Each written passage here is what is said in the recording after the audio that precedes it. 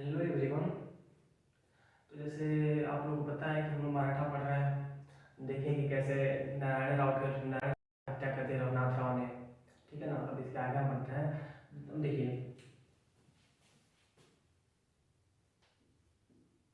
1775 से 1795।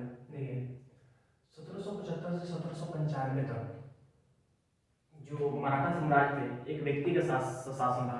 एक व्यक्ति पेशवा था जिसका नाम था माधवराव द्वितीय। माधवराव द्वितीय।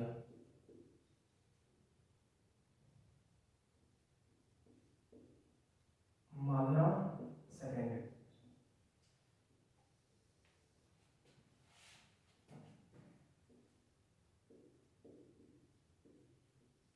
मराठा पेशवा। देखिए 1775 ईस्वी से लेकर 1795 ईस्वी तक जो मराठा पे इसका शासन रहा उनका नाम है माधवराव द्वितीय। ये माधवराव द्वितीय कोई और नहीं, ये नारायण राव के अल्पवयस्क पुत्र हैं। क्योंकि नारायण राव का जब हत्या रघुनाथ राव ने कर दी, रघुनाथ राव गद्दी प्राप्त करने के लिए नारायण राव का हत्या करता है। उसके बाद नारायण राव के एक अल्पवयस्क पुत्र माधवराव द्वितीय को 1775 ईस्वी में मराठा साम्राज्य की गद्दी को बैठाया जाता है। मराठा शासन को पेशवा के रूप में नियुक्त किया जाता है कि आप अब पेशवा रहेंगे मराठा साम्राज्य के। ठीक है ना। बात होता है कि जब जब रघुनाथ राव ने नारायण राव को मारा कि मुझे पेशवा मुझे बनाएगा सब, कि मुझे अब कोई दूसरा बचा नहीं पेशवा बनने के लिए, मेरे अलावा कोई पेशवा बन नहीं सकता। इसलिए रघुनाथ राव ने नारायण राव का हत्या कर दी थी। लेकिन नारायण राव के एक अल्पवयस्क पुत्र जिसका नाम था माधवराव द्वितीय को पेशवा बना दिया गया। ये बात रघुनाथ राव को पची नहीं, अच्छा नहीं लगा। वो कहाँ चले गए? वो चले गए ब्रिटिश कंपनी के पास। ब्रिटिश कंपनी के पास संरक्षण में गए और ब्रिटिश कंपनी से बोले कि आप लोग मुझे नवाब बनाइए, आप लोग मुझे पेशवा बनाइए। ब्रिटिश कंपनी बोली बस पेशवा, मैं आपको पेशवा बना दिया। बोले ठीक है। तो ब्रिटिश कंपनी के साथ सूरत की संधि होती है। कहाँ की संधि? सूरत की संधि।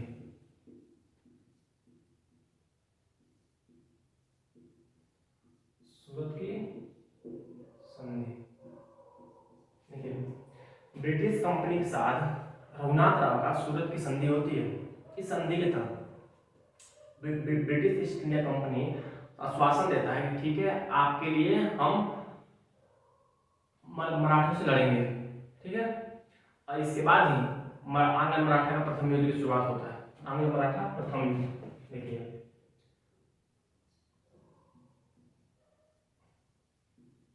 आंग्ल मराठा प्रथम युद्ध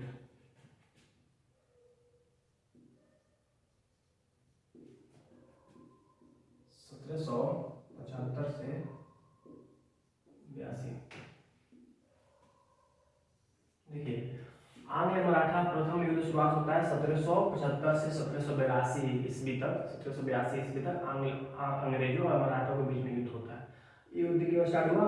क्योंकि सूरत की संधि करते जाकर रघुनाथ राव कहते हैं कि मुझे सत्ता, मुझे पेशवा बनना है, मुझे पेशवा आप लोग बनाइए और मैं आप लोगों को धन संपदा दूंगा। ठीक है। इसके एवज में अंग्रेजों ने मराठाओं के खिलाफ युद्ध का बिगुल बजाता है और युद्ध शुरुआत होती है। लेकिन बात ये होता है जब अंग्रेज जैसे जिस प्रकार क्लाइव ने बंगाल में अपनी कूटनीति के इस्तेमाल से बंगाल पर आधिपत्य स्थापित कर लिया था, वैसे ही नीति उस टाइम जो वारेन हेस्टिंग था उसका भी मानना था कि मैं उसी तरह मैं भी क्या करूं, मैं भी अपना नीति अपनाऊं, मैं भी मराठा साम्राज्य का मैं हस्तक्षेप करके और वहां से काफी धन संपदा मैं भी प्राप्त करूं। इसी कारण से उसने अंग्रेजों ने मराठाओं के खिलाफ 1775 ईस्वी में युद्ध छेड़ा। ये बात होती क्या है, युद्ध आगे बढ़ा, युद्ध चलता रहा। जब 1780 आता है, 1780 के समय आप लोग ध्यान ध्यान ध्यान दीजिए। 1780 का वही समय है जब अमेरिकी स्वतंत्रता संग्राम चल रहा था। 1780 का वही समय है जब मैसूर में हैदर अली ने अंग्रेजों के खिलाफ युद्ध लड़ रहा था। वही 1780 के समय है। उस टाइम अंग्रेजों की स्थिति काफी दयनीय हो गई, काफी स्थिति खराब हो गई। वो युद्ध में एक और अमेरिका से लड़ रहे थे, अंतर्राष्ट्रीय स्तर पे, राष्ट्रीय स्तर पर देखा जाए तो मराठा और मैसूर में, सॉरी, मैसूर से युद्ध लड़ रहे थे और मैसूर ने मराठा को अपने पक्ष में ले लिया था कि तुम्हारा दुश्मन मेरा दुश्मन, हम दोनों मिलकर मारेंगे उसको। अब अंग्रेजों ने दिमाग लगाया और क्या किया, यह बोला कि ठीक है कि मराठा का पेशवा था, फिर माधवराव द्वितीय को बुलाया, बोला कि ठीक है अब हम लोग संधि कर लेते हैं और मैं आपको मान्यता देता हूँ कि आप ही पेशवा रहिएगा। हम लोग संधि कर लेते हैं। सालाबाई की संधि आप लोगों ने बताया था, सालाबाई की संधि के तहत ही, सालाबाई की संधि के तहत ही अंग्रेजों ने मराठा को इस युद्ध से, मैसूर युद्ध से अलग किया था। कौन सी संधि? सालाबाई की संधि।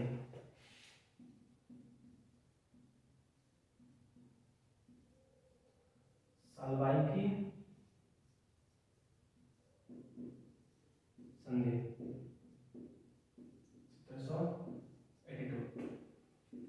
1782 में सलवाई की संधि होती है। सलवाई की संधि में जो अंग्रेज है, अंग्रेजों ने आश्वासन दिया मराठाओं को, कहा कि ठीक है जो आपका जो यहाँ पे जो पेशवा है माधवराव द्वितीय, ठीक है इनको पेशवा की मैं स्वीकृति देता हूँ, अब हम लोग युद्ध नहीं करेंगे, हम लोग दोस्त हो गए। क्योंकि अंग्रेजों की कूटनीति तो अलग ही चलती थी, जब हारते हैं तो वो संधि कर लेते हैं, बोलते हैं हम लोग दोस्त हो गए। ये युद्ध यहीं पर समाप्त होती है। इसी टाइम मैसूर के साथ युद्ध चल रहा था, ठीक है ना। लेकिन मैं बता दूं, जो जो नवाब थे माधवराव द्वितीय, ये अल्पवयस्क थे, अल्पवयस्क थे, काफी नाबालिग बच्चे थे।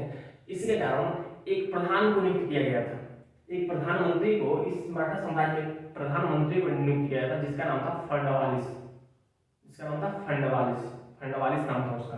उस व्यक्ति को नियुक्त किया गया था मराठा साम्राज्य में प्रधानमंत्री के रूप में, कि आप रहिए और आपके प्रधानमंत्री के आपके नेतृत्व में जो माधवराव द्वितीय है शासन करेंगे। क्योंकि माधवराव द्वितीय का भी बच्चे थे और उनके नेतृत्व में संधि भी हुई, सालबाई की संधि। इस संधि में इस युद्ध को 1782 ईस्वी में 1782 में इस युद्ध को समाप्त कर दिया गया। और अंग्रेजों का दूसरा युद्ध कब होता है, इसको हम फिर इसको देखते हैं, इसके बाद हम लोग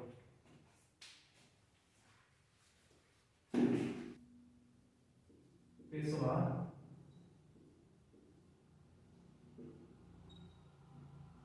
बाजीराव सेकेंड 1795 से 1818 ईस्वी। देखिए बात होता है, जब माधवराव की मृत्यु होती है, जब माधवराव को सत्ता से हटाया जाता है और माधवराव सेकेंड को जब सत्ता से हटाया जाता है, सत्ता से हटने के बाद 1795 ईस्वी में, 1795 ईस्वी में रघु रघु क्या नाम, रघुनाथ राव, जो 1795 ईस्वी में रघुनाथ राव का पुत्र, रघुनाथ राव, वही रघुनाथ राव थे जिन्होंने नारायण राव की हत्या कर दी थी। उसी रघुनाथ राव के पुत्र, जिसका नाम था बाजीराव सेकेंड, इसको 1795 ईस्वी में सत्ता में बैठाया जाता है, ठीक है। 1795 ईस्वी में इस सत्ता में बैठता है। लेकिन इसके सत्ता में आने के बाद होलकरों ने, एक सरदार थे जो मराठा साम्राज्य में, होलकर थे, सिंधिया थे, पेशवा थे, सब सरदार थे, इन्होंने मिलकर मराठा साम्राज्य का निर्माण किया था, ठीक है ना। तो होलकर जो थे, होलकर सरदारों ने इनका विरोध कर दिया कि नहीं, ये पेशवा नहीं रहेंगे, इनको पेशवा से हटना पड़ेगा। और ये जो इनके विरोध से, उन होलकरों के विरोध से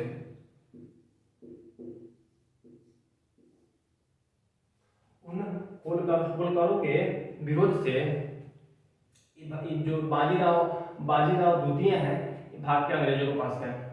देखिए इनके जो पिता थे, इनके जो पापा थे रघुनाथ राव, वो भी जाकर भाग के अंग्रेजों के पास गए थे, जिसके कारण प्रथम आंग्ल मराठा युद्ध हुआ था 1775 में। फिर 1795 की बात है, 1795 में भाग कर गए अंग्रेजों के पास, जाकर कहते हैं आप मुझे बचा लीजिए, आप मुझे संरक्षण दीजिए, आप मुझे संरक्षण दीजिए, क्योंकि मेरे कुछ सरदार हैं मुझे पेशवा के रूप में नहीं देखना चाहते हैं, मुझे हटा रहे हैं गद्दी से, आप मुझे संरक्षण दीजिए। अंग्रेजों ने कहा ठीक है, अंग्रेजों ने कहा ठीक है। उस टाइम 1798 ईस्वी में जनरल गवर्नर बन के आया हुआ था भारत में, जिसका नाम था वेलेजली, जिसका नाम था वेलेजली।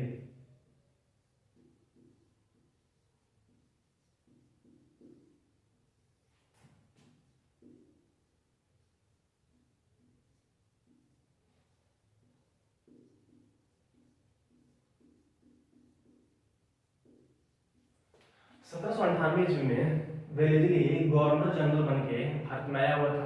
ठीक है, होलकर पेशवा बाजीराव द्वितीय है, अंग्रेजों के पास बोले कि आप लोग मुझे बचा लीजिए। बोला ठीक है, मैं आपको बचाऊंगा, आपको मेरे साथ सहायक संधि करनी पड़ेगी। ठीक है, इन्होंने बोला क्या है सहायक संधि क्या होता है? ये बोले अंग्रेज तो था, जो अंग्रेज था जिसका नाम था वेलेजली, ये बोला आपको अपने साम्राज्य में जो सैन्य शक्ति है उसको नष्ट करना पड़ेगा, और मेरा जो सैन्य टुकड़ा है, मेरा सैन्य टुकड़ा आपकी सुरक्षा के लिए आपके राज्य में रहेगा, जिसका खर्च आपको उठाना पड़ेगा। इन्होंने सहायक संधि मान ली, इन्होंने सहायक संधि मान ली। इसको कहते हैं बेसिन की संधि, इसको कहते हैं बेसिन की संधि, बेसिन की संधि 1803 ईस्वी।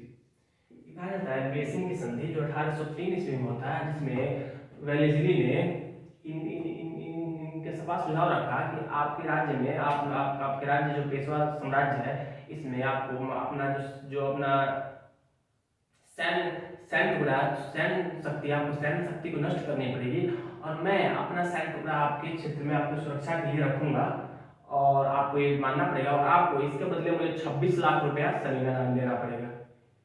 26 लाख रुपये बात होती है, और इन्होंने स्वीकार किया, बाजीराव द्वितीय ने स्वीकार किया, ठीक है आप मेरा सत्ता दिलवाइए और मैं आपको 26 लाख रुपया दूंगा, 26 लाख रुपया मैं सलीना दूंगा, और आपकी सेना ही मेरे यहाँ रहेगी। तो बात होती है पुणे प्रांत में बेसिन के संधि के तहत वेलेस्ली की सेना जाकर वहाँ पर टुकड़ा वहाँ पे रहता है पुणे में, जो मराठा साम्राज्य में था पुणे।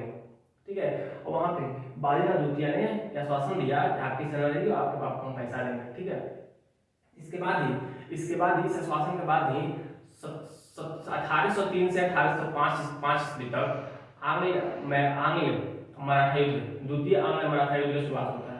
द्वितीय आंग्ल मराठा युद्ध,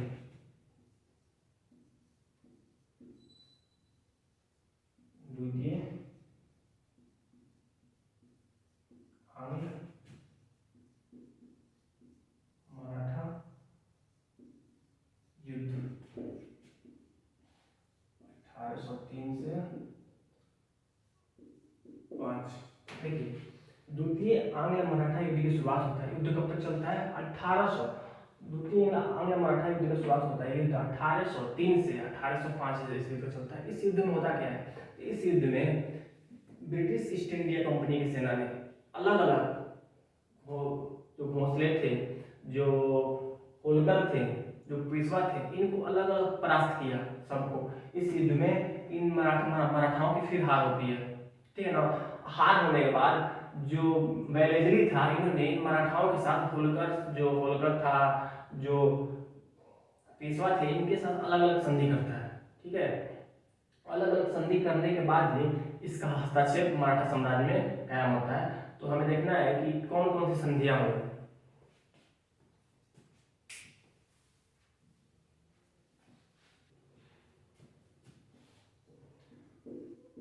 भोसले, सिंधिया,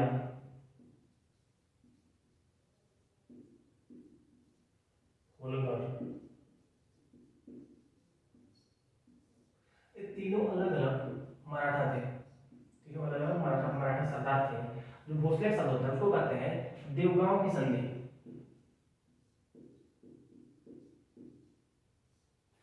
देवगांव की संधि। देखिए, जो भोसले का जो संधि होता है, जो सहायक संधि होता है, वेलेस्ली ने जो सहायक संधि की उसको कहते हैं देवगांव की संधि, 1803 ईस्वी। इनके साथ होता है, इसको कहते हैं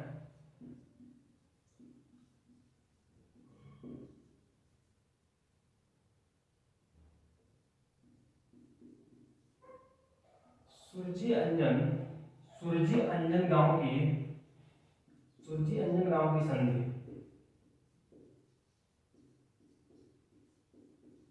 1804 ईस्वी। देखिए, जो सिंधिया के साथ होता है उसको कहते हैं सुरजी अंजन गांव की संधि, जो होता है 1804 में। जो होलकर के साथ होता है,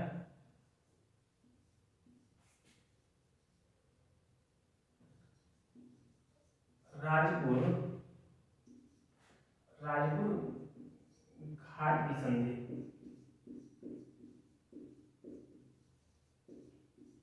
राजपुर घाट की संधि 1805 ईस्वी।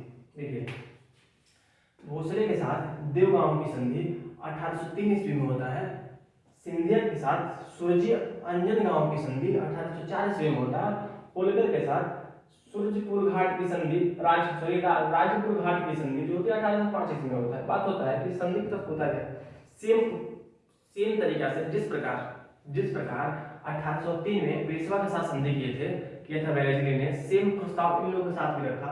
कहा कि आप लोग जो मराठा साम्राज्य के सरदार है, आप लोग का जो निजी जो सैन्य बल है उसको समाप्त कर देना पड़ेगा, और मेरा सैन्य समूह आपके क्षेत्र में रहेगा और आप लोगों का सुरक्षा करेगा। ठीक है, उसके बदले आप लोगों को हमें साल में पैसा देना पड़ेगा। सेम संधि इन लोगों के साथ भी होता है।